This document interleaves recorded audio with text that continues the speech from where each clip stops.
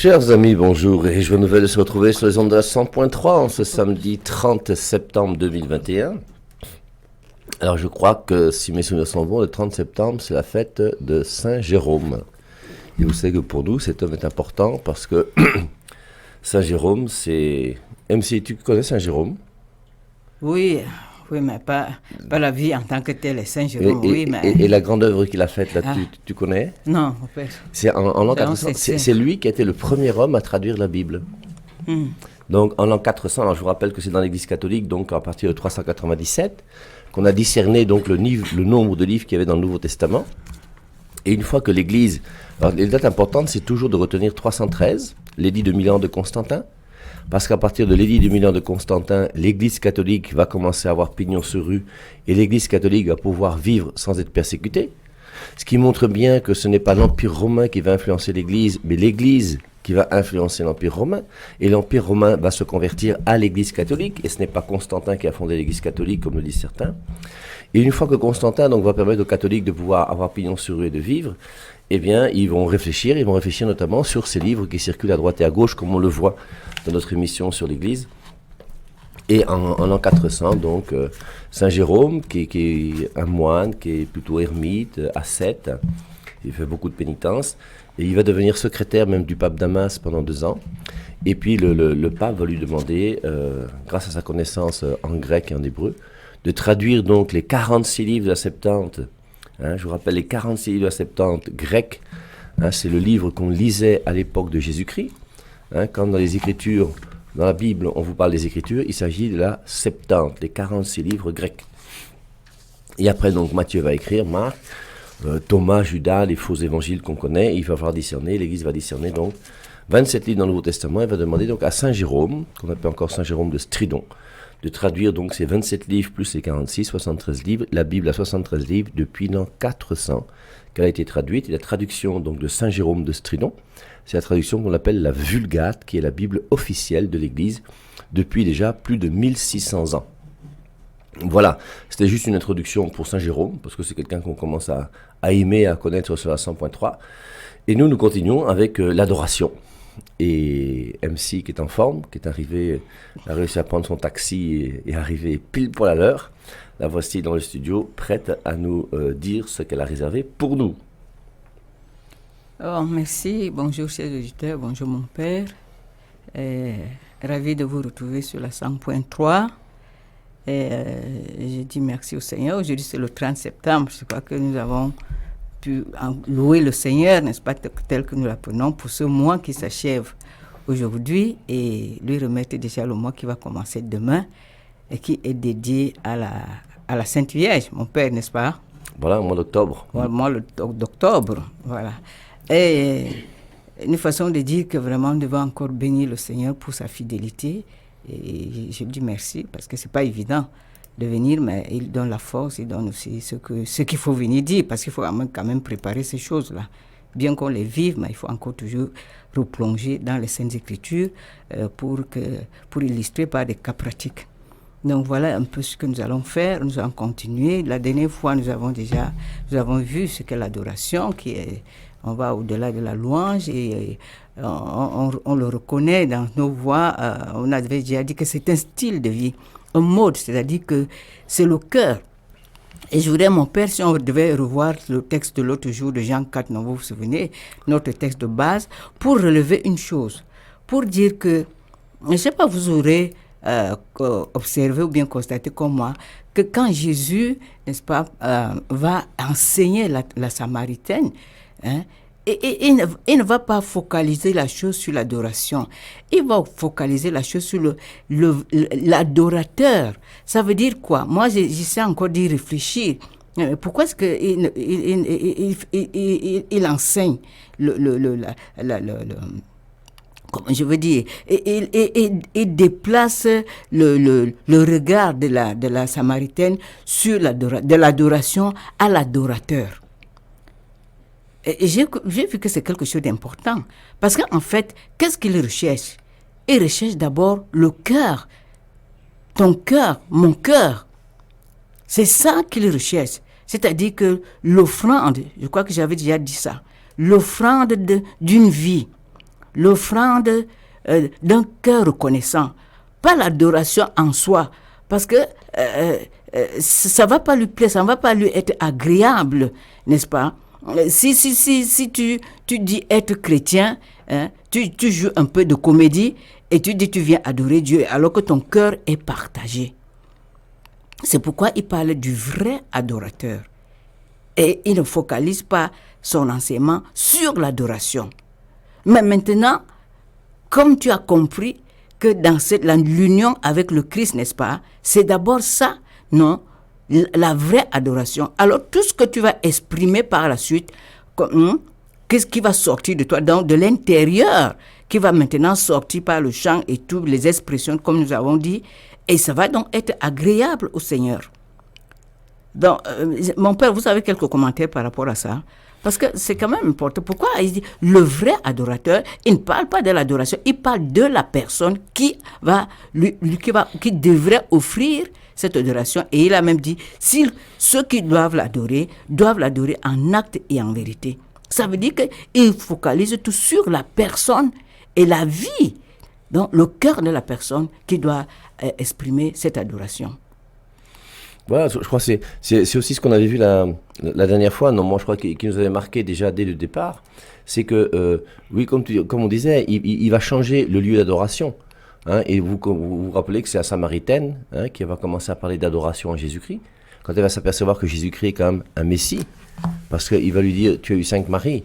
Et quand il a cette parole de connaissance sur sa vie, elle s'aperçoit que Jésus-Christ n'est pas un homme comme tout le monde. Et c'est là où trouvant en Jésus-Christ quelqu'un qui n'est pas comme tout le monde, elle veut lui poser la question. Et la question essentielle pour elle, c'est, on adore, mais on va adorer où? Est-ce qu'il faut adorer sur cette montagne ou est-ce qu'il faut adorer à Jérusalem?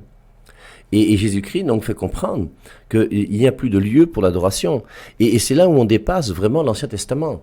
Hein, on avait vu aussi que dans Acte 8, on voit l'eunuque éthiopien qui était venu à Jérusalem pour adorer. L'adoration de l'Ancien Testament se fait dans un lieu. Et se fait à une période précise. Il y a des fêtes où on descend à Jérusalem. Et Jésus-Christ va faire comprendre, vous voyez, c'est le premier commandement. Non, tu n'as qu'un seul Dieu que tu adoreras.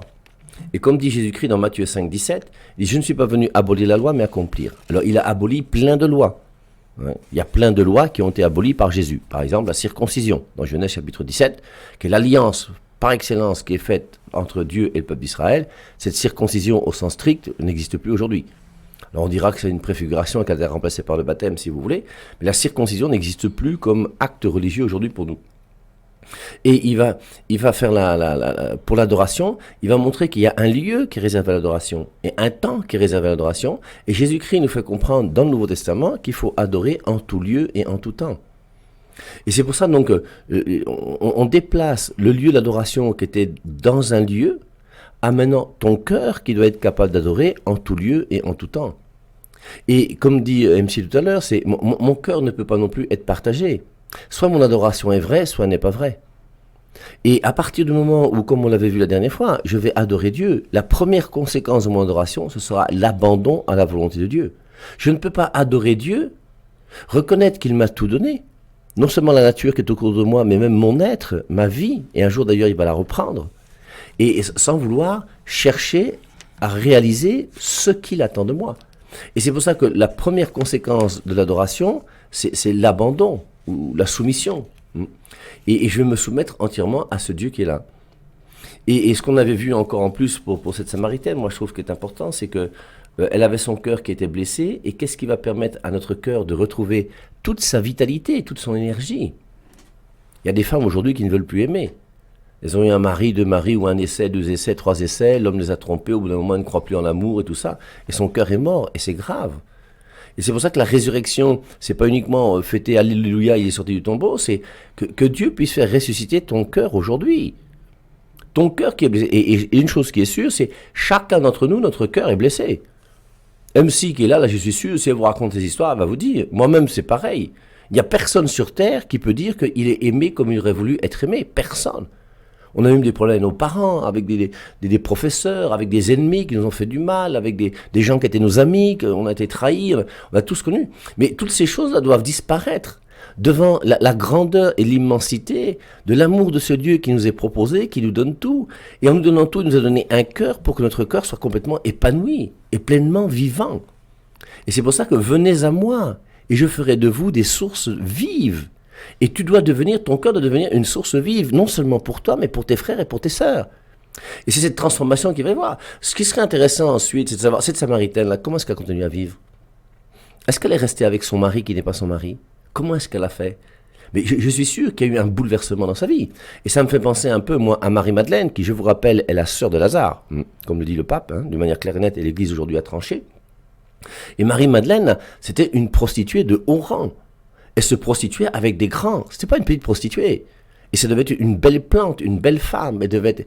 Et quand elle a rencontré Jésus-Christ, toute cette beauté qu'elle mettait au service du mal, maintenant elle a mis toute cette beauté au service du bien. Et c'est devenu une grande sainte que nous aimons tous beaucoup, parce que forcément, on a tous besoin de nous convertir un petit peu comme Marie-Madeleine et comme la Samaritaine. Et c'est vrai. Et je voulais ouvrir une parenthèse ici. Mon père, parce qu'il y a un auditeur, je suis revenu sur la question, ça m'est revenu, qui demandait que est-ce que là-haut il y a l'adoration? Dans le ciel, non? Il y a un auditeur qui a dit ça. Mais je voudrais qu'on puisse lire Apocalypse 4 pour lui répondre par les Saintes Écritures, parce que à dire des choses comme ça, il faut toujours puiser dans la source. Nous allons dans Apocalypse 4, le culte qu'il y a au ciel, non? Le culte qu'il y a au ciel, et on va voir un ou deux passages qui vont dire ça, avant que d'aborder les bienfaits de l'adoration, comme on l'avait promis. Donc, nous sommes... Alors, Apocalypse chapitre 4, oui. Je vous permets de citer un petit peu l'Apocalypse. Apocalypse chapitre 1, c'est la vision du Christ en gloire. Donc, je vous rappelle que l'Apocalypse, c'est un livre qui commence par la résurrection du Christ. Les évangiles terminent par la résurrection du Christ, l'Apocalypse commence par la résurrection du Christ. Et l'Apocalypse, pour moi, c'est le plus beau livre de la Bible. C'est la révélation de Jésus-Christ. Et après la résurrection, et c'est bien la résurrection qui fait qu'on a raison d'être chrétien. Je vous rappelle 1 Corinthiens 15, 17, si le Christ n'est pas ressuscité, notre foi est vaine. Le Christ est ressuscité. C'est ce qu'on voit dans le premier chapitre de l'Apocalypse. Après Apocalypse 2, 3, on voit le reproche aux 7 églises. Et après le reproche aux 7 églises, on commence à voir la vision du trône céleste. Il y a le Père qui va faire alliance avec les 24 vieillards, donc les 12 tribus d'Israël, les 12 apôtres, avec l'Esprit Saint qui est présent, avec Jésus-Christ qui est présent. Et après ça, il y a cette grande prière, je pense que MC souhaiterait qu'on lise. C'est ça, non? C'est à partir de quel verset? Oui, on va, c'est mieux de lire même peut-être le chapitre, ça combien de versets? Ça quelques 11 versets. Ça que 11 versets. Disons, moi je n'ai pas de souci, non? Donc, vous comprenez, la résurrection, c'est très important, parce que la résurrection du Christ, c'est ce qui fait qu'on a raison d'être chrétien. Mahomet n'est pas ressuscité, les Kamites, là, ils ont un dieu grec, juif et égyptien, qui ne sont jamais ressuscités. Nous, le nôtre, il est ressuscité, notre foi est solide. Ensuite, maintenant, après le Christ, c'est l'Église. Je vous rappelle qu'après le Christ, tout ce que nous le recevons par l'Église. Et l'Église est très importante. C'est pour ça qu'il faut bien choisir son Église. Et ensuite, on voit comment c'est par l'Église que l'alliance va se faire et que la révélation de l'Apocalypse se donne. Et voici donc Apocalypse chapitre 4. Après cela, je regardais, voici une porte ouverte dans le ciel, telle une trompette. La première voix que j'avais entendue me parler et dit « Monte ici et je te ferai voir ce qui doit arriver dans la suite. » Et on voit comment Jean nous montre quelque chose que nous on ne voit pas. Il y a une porte ouverte dans le ciel et il dit Christ qui est de l'autre côté. Aussitôt, je fus ravi en esprit et voici qu'il y avait un trône dans le ciel et sur ce trône, quelqu'un était assis. Alors c'est le Père. Celui qui était assis avait l'aspect d'une pierre de jaspe et de sardoine. Alors, il est indescriptible. C'est pour ça qu'on met sous forme de pierre, parce qu'il est ineffable. On ne peut pas dire qui il est tellement il est grand. Et le trône était environné d'un arc-en-ciel qui avait l'aspect de l'émeraude. L'arc-en-ciel, c'est Genèse chapitre 6 avec le déluge. Et on voit donc c'est le Père qui fait alliance. Autour du trône, il y avait 24 trônes, et sur ces trônes, 24 anciens, assis, vêtus de vêtements blancs, et sur leur tête, des couronnes d'or. Je vous rappelle qu'il y a deux religions révélées, la religion juive et la religion chrétienne. Toutes les autres religions ne sont pas révélées. Et Dieu s'est révélé à Abraham, à Moïse, il a donné 10 commandements, et s'est révélé en son Fils, Hébreux 1.1. Dieu a parlé jadis par les prophètes, et dans ces derniers jours, il a parlé par son Fils. Et l'alliance que Dieu a faite, c'est l'ancienne alliance et la nouvelle alliance. En dehors de ça, il n'y a pas d'autre religion révélée sur la terre. C'est pour ça qu'il y a 24 vieillards. Du trône sortent des éclairs, des voix, des tonnerres, et devant le trône brûlent 7 lampes ardentes qui sont laissées l'Esprit de Dieu. Après le Père qui fait alliance, on voit la présence de l'Esprit Saint. Et je vous rappelle que l'Esprit Saint est très présent dans l'Ancien Testament. Il commence déjà dans Genèse au chapitre 1, verset 1. Quand Dieu créa le ciel et la terre, l'Esprit de Dieu planait sur les eaux. On a vu dimanche surpassé, je crois, ou dimanche passé, que Moïse, qui avait l'Esprit, une partie de l'esprit de Moïse a été donnée sur 70 autres personnes. On a vu comment l'esprit intervient dans les ossements desséchés de Ézéchiel chapitre 37. Mais le Christ n'intervient pas dans l'Ancien Testament. Le Christ n'est pas présent dans l'Ancien Testament. Vous ne voyez pas le Christ présent dans l'Ancien Testament. On l'annonce, Isaïe 7,14, la Vierge concevra. On parle dans Daniel d'un fils d'homme que Jésus-Christ va se réattribuer un petit peu plus tard. Mais au sens strict, le Fils dans l'Ancien Testament, il n'est pas présent. Et ça, on voit qu'il y a d'abord le Père et l'Esprit Saint, hein, comme le montre l'Apocalypse. Ensuite, devant le trône, c'est comme une mer de verre semblable à du cristal. Et ensuite, au milieu du trône et tout autour du trône, 4 êtres vivants remplis Dieu devant et derrière. Et les 4 êtres vivants là pour moi, qui sont dans le trône, c'est Dieu. Autour du trône, c'est l'homme. Celui qui est dans le trône, qui est Dieu et qui en même temps est homme, c'est Jésus. Et Jésus-Christ, c'est le vivant. Et c'est pour ça qu'il apparaît sous forme de 4 vivants, parce que le vivant, c'est Jésus. Jean 14,6, je suis le chemin, la vérité et la vie. Et on voit bien que le Père est présent, l'Esprit Saint est présent, et Jésus-Christ aussi est présent, sous forme de ces 4 vivants. Et Jésus-Christ va venir sur terre. Jean 1,14, le Verbe s'est fait chair. Et le Verbe se fait chair comment? Grâce à l'Annonciation. L'Annonciation, c'est bien l'Esprit Saint. Et l'Esprit Saint, qu'est-ce qu'il va faire? Il va utiliser la mer de cristal. Puisqu'on voit bien qu'il y a l'Esprit Saint qui est présent, ensuite la mer de cristal, et Jésus-Christ qui vient dans son mystère d'incarnation. Et la mer de cristal symbolise Marie, qui est bénie entre toutes les femmes qui ont été choisies par Dieu, pour que l'alliance se fasse d'une manière extraordinaire par cette femme, pour que Jésus-Christ puisse venir dans son mystère d'incarnation. Et il apparaît sous forme des 4 vivants. Parce que si on veut parler de Jésus-Christ dans son mystère d'incarnation, on ne peut pas avoir un seul regard sur lui, il en faut 4. Et c'est pour ça qu'il y a l'aigle, le lion, le visage d'homme et le taureau. Je vous rappelle que lorsque Dieu a voulu qu'on ait le plan sur l'homme et sur la femme, il a fait 2 récits de la création. Parce que dans le premier récit de la création, il donne une lumière sur l'homme et sur la femme. Dans le deuxième récit de la création, il donne une deuxième lumière sur l'homme et sur la femme. Et là, il donne 4 lumières sur Jésus-Christ dans son mystère d'incarnation. C'est l'aigle qui regarde tout d'en haut, le contemplatif. C'est l'homme, parce que même si je suis chrétien, je reste un homme. Il faut boire sa bière de temps en temps, pas trop. Ensuite, le taureau, parce que forcément, prends ta croix chaque jour, viens et suis-moi. Et le lion, la tribu de Juda, parce que nous sommes de sang royal. Je vous rappelle que lorsque Franck Biya passe une barrière de police quelque part, dès qu'il baisse sa vitre et qu'il dit Franck Biya, tout le monde se met au garde à vous, on le laisse passer. Pourquoi? Parce que c'est le sang de Paul Biya. Et moi, j'ai le sang de Dieu en moi. J'ai été baptisé dans le sang de Jésus-Christ. Il y a quelque chose de royal dans le chrétien. Nous avons quelque chose de royal que nous devons garder. Et il y a quelque chose de beau de savoir que nous avons été lavés dans le sang de Jésus-Christ. Romains 6,3. Ignorez-vous que lorsque vous êtes baptisé, vous êtes baptisé dans la mort du Christ. Et c'est pour ça que je prends toujours l'exemple. Quand Franck Biya passe à un barrage de police, Franck Biya, on ne lui demande pas ses papiers. Moi, j'arrive derrière, je dis, je ne suis pas fils de Paul Biya, je suis fils de Dieu. On me dit tes papiers. Et je dois montrer mes papiers. Mais je suis fils de Dieu et je resterai fils de Dieu même si on me demande mes papiers. Et personne ne peut enlever ça de ma vie.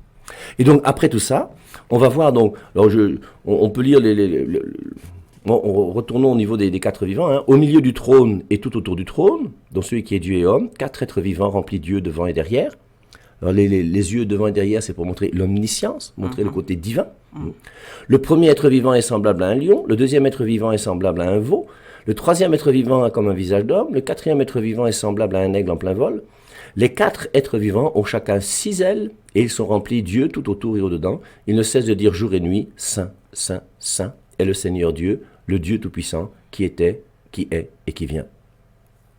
Et quand les êtres vivants rendront gloire, honneur et action de grâce à celui qui est assis sur le trône, à celui qui vit au siècle des siècles, les 24 anciens se prosterneront devant celui qui est assis sur le trône. Ils adoreront celui qui vit au siècle des siècles. Et ils jetteront leur couronne devant le trône en disant « Tu es digne, notre Seigneur et notre Dieu, de recevoir la gloire, l'honneur et la puissance, car tu as créé toutes choses, et c'est par ta volonté qu'elles existent et qu'elles furent créées. » Merci, mon père. Bon, tout ça pour dire... Excusez-moi. Pour dire que, quelque part, parce qu'avant que nous soyons nés quand même, avant que...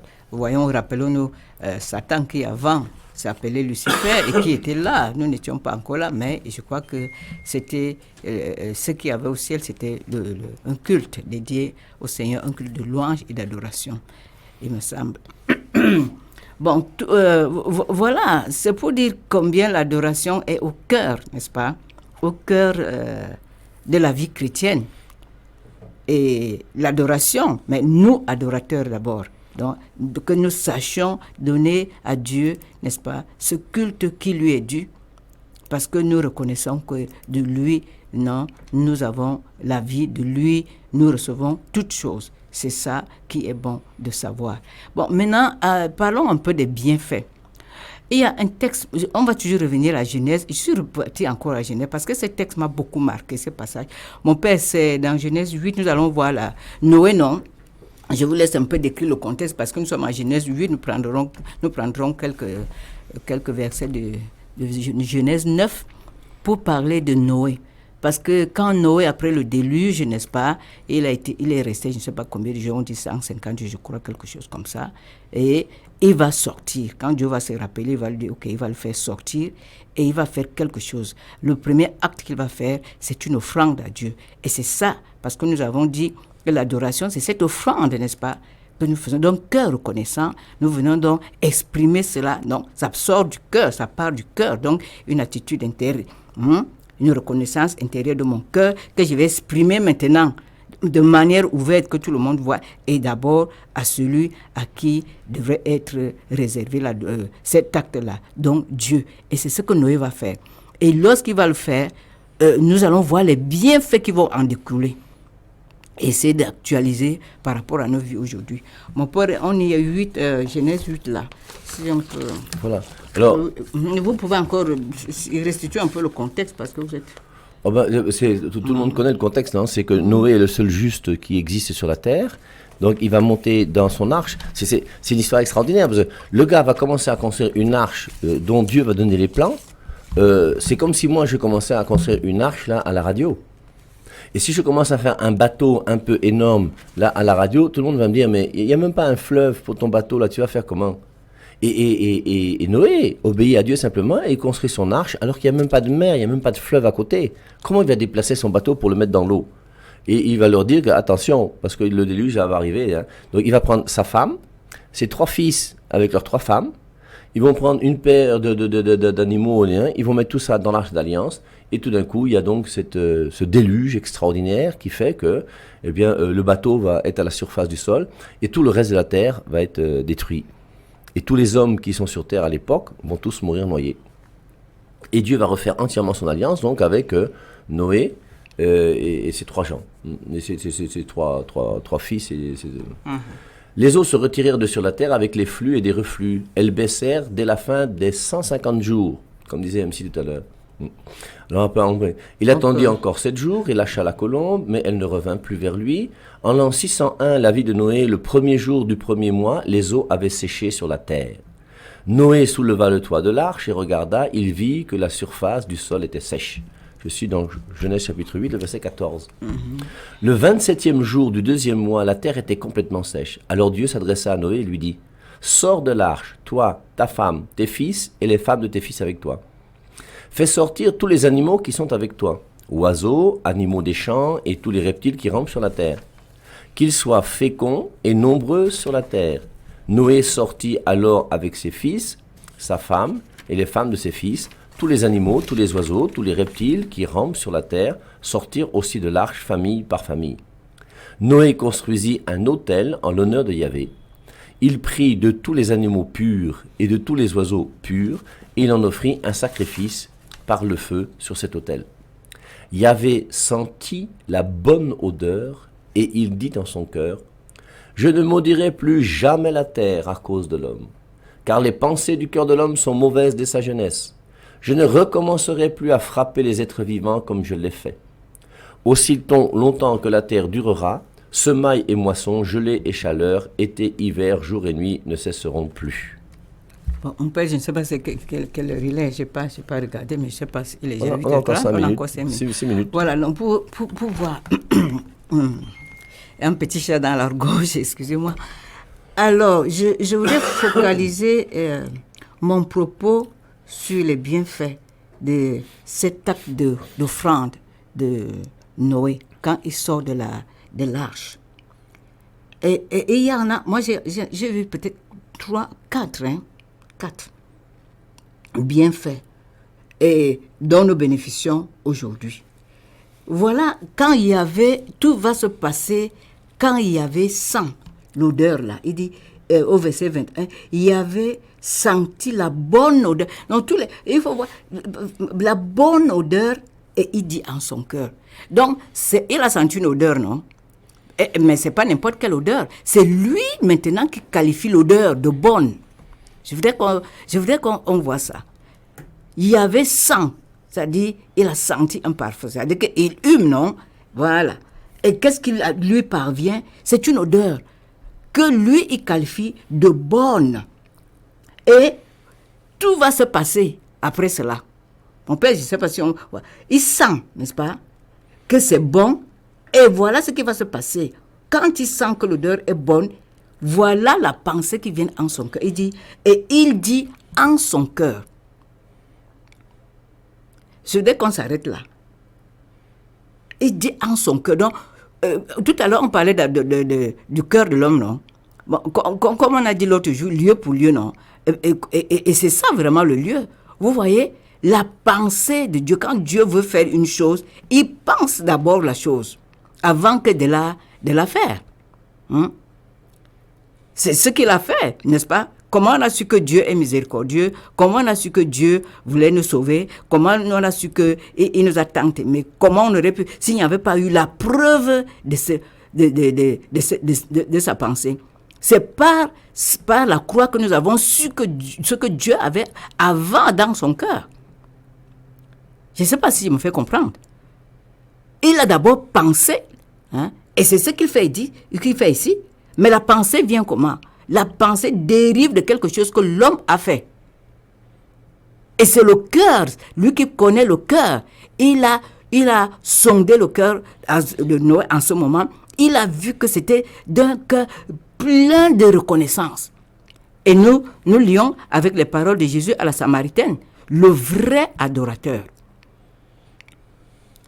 On peut dire que à ce moment précis, quand monte l'adoration de cet acte d'offrande, n'est-ce pas, un sacrifice de bonne odeur, on va dire quelque part, ils vont le dire même dans Romains 12, que nous avons évoqué la dernière fois, que nous devons offrir nos corps, nos membres, c'est un sacrifice agréable au Seigneur.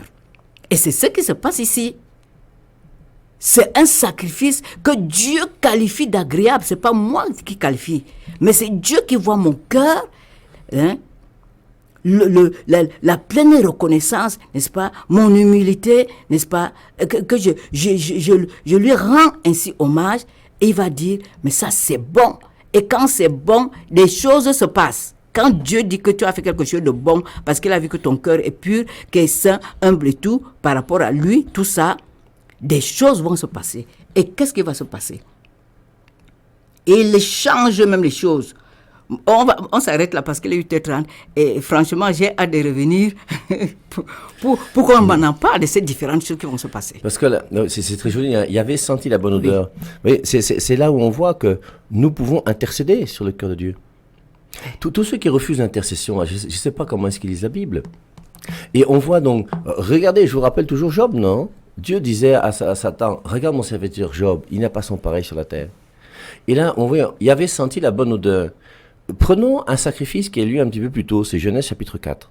Dans Genèse chapitre 4, il y a Abel qui fait un sacrifice et Caïn qui fait un sacrifice. Et le sacrifice de Abel, Dieu sent la bonne odeur. Le sacrifice de Caïn, il n'y a pas de bonne odeur.